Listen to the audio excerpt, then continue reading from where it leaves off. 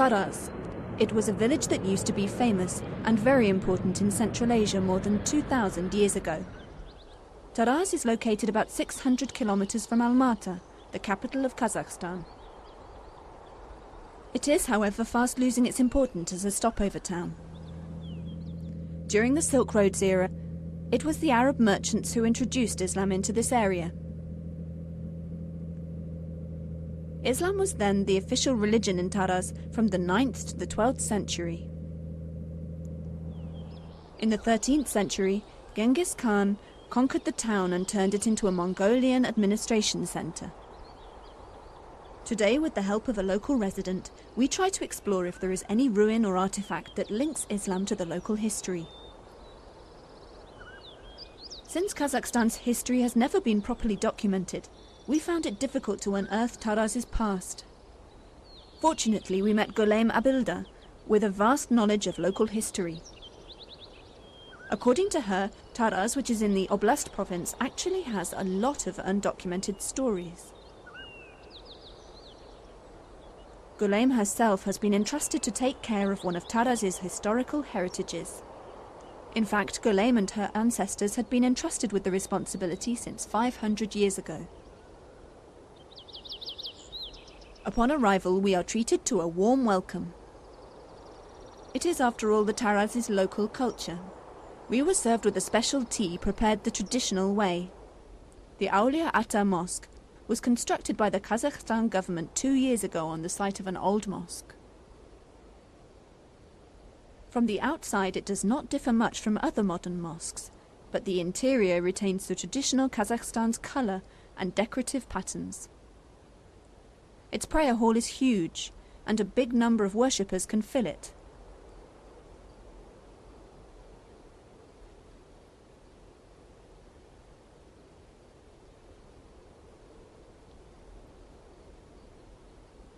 The mosque also holds religious classes for students of all ages. Currently, there are 40 students undergoing Islamic studies and Arabic language classes. It has been a tradition for mosques to be used by Muslims not only for prayers but also for educational purposes. Even in the period of Prophet Muhammad and his companions, mosques played important roles in imparting knowledge. Kazakhstan has just obtained its independence. For the time being, it is not able to provide an adequate religious education and infrastructure. However, the beautiful interior of this mosque depicts clearly the unique and rich culture of Kazakhstan.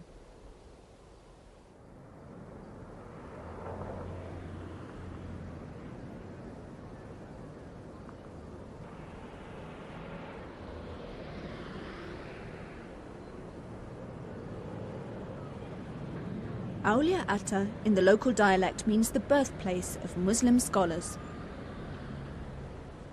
Thus, it also functions as a school in producing Muslims with a strong faith.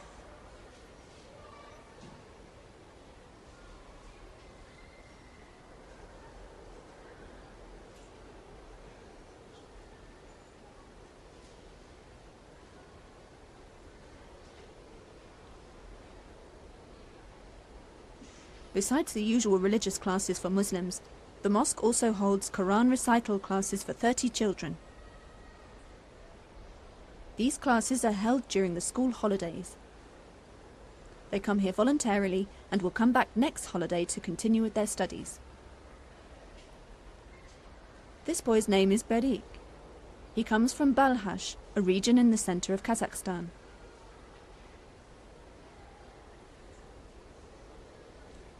He dreams of becoming a religious teacher when he grows up.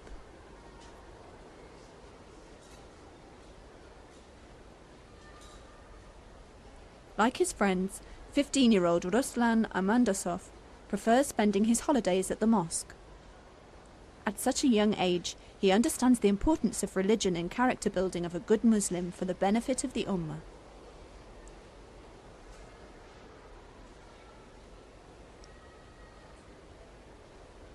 Ruslan also aspires to be a religious teacher and to serve his people.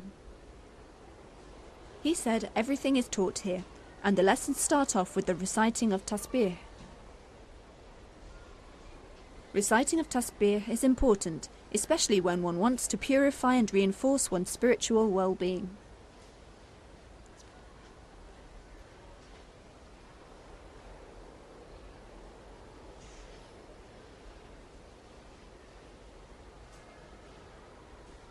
Many students here admit that their parents at home do not know how to pray or perform religious duties. Despite that, they want their sons to learn and practice it here.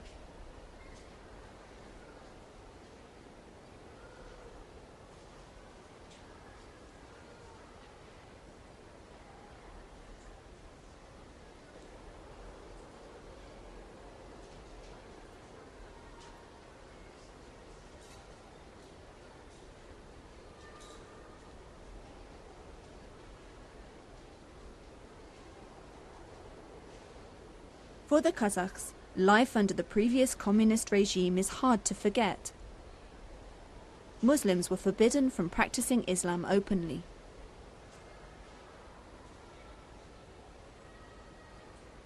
But there is a blessing in disguise.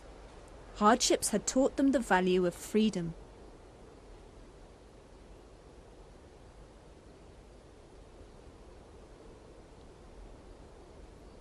Freedom ensures the prosperity of the Muslims here. After Kazakhstan's independence 7 years ago, the Kazakhs were able to learn and practice Islam openly.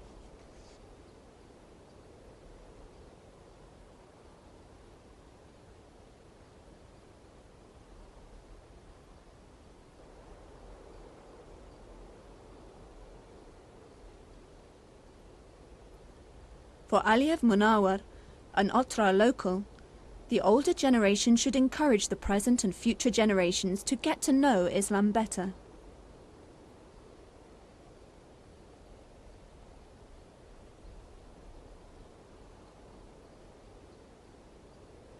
I have hopes for my relatives, especially for my children and grandchildren, to know Islam.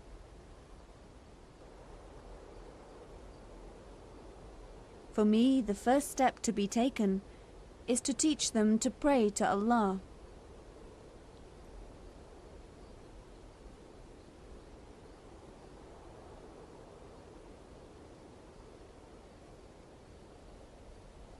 I hope that the younger generation will learn about Islam, practice it, and teach our people.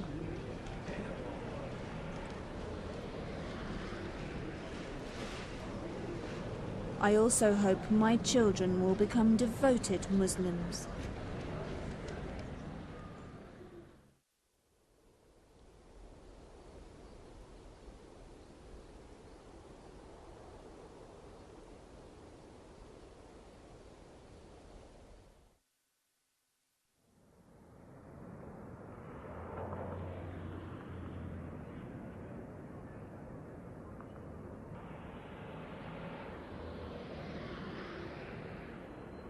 From Kazakhstan, we proceed to our next destination, Kyrgyzstan, another former member of the defunct United Soviet Socialist Republic.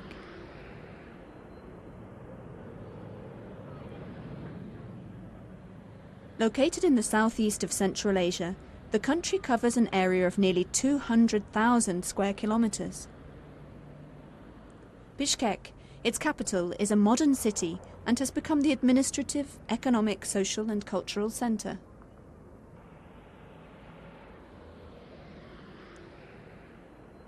Kyrgyzstan became independent from the Soviet Union on the 31st of August 1991. The country has a population of 5 million people, and Bishkek alone has 700,000 population.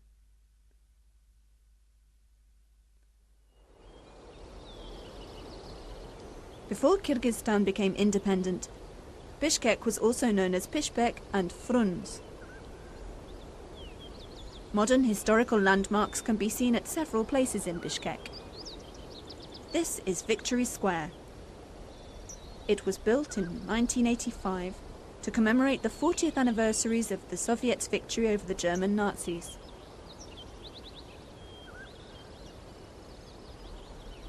The Manas Memorial Complex is another landmark situated at the outskirts.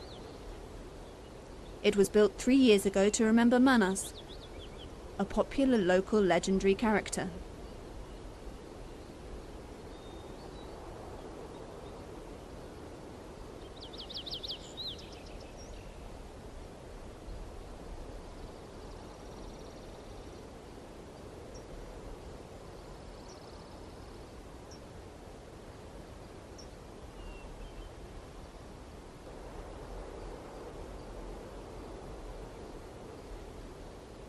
Islam is the official religion of this country. Kyrgyz are now allowed to practice Islam openly, only after their independence from the Soviet Union. The Bishkek Grand Mosque was reopened in 1991. It is a sign of religious freedom and better times ahead for the Muslims.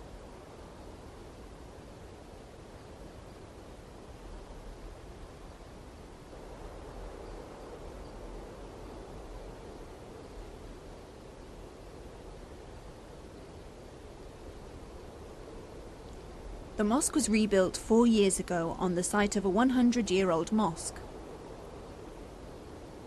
The construction had cost $30,000 and was wholly sponsored by the Kuwaiti government. Unfortunately, the reconstruction is not completed due to a shortage of funds.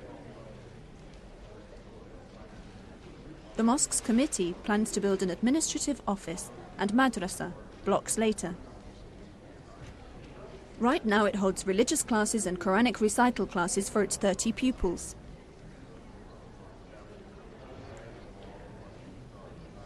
Islam is becoming stronger each day. The young Muslims are more aware of their responsibilities in continuing their struggle to ensure that Islam survives in Kyrgyzstan.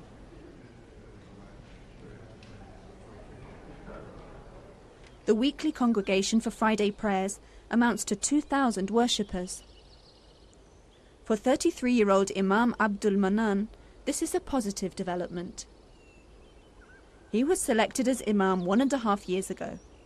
He hopes to see the resurgence of Islam in the community and the strengthening of brotherhood among them. The Imam's hopes are shared by 70-year-old Ahmad Beg and 68-year-old Bazar Khulup Nadine. Unlike Abdul Manan, they are from the older generation who suffered under the communist regime.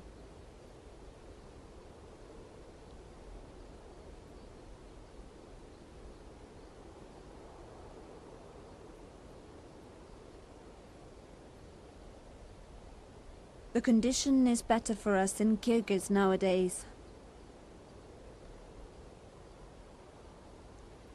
Muslims are free to practice their faith, and Muslims from other countries can come and strengthen the brotherhood with us, while exchanging ideas. Ahmad Beg is also confident of Kyrgyzstan's future.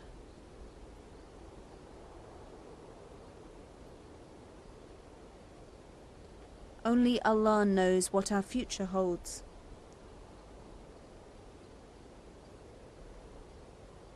Nevertheless, I am sure the Kyrgyz will return to their faith and culture. Muslims will come back to fill the mosques.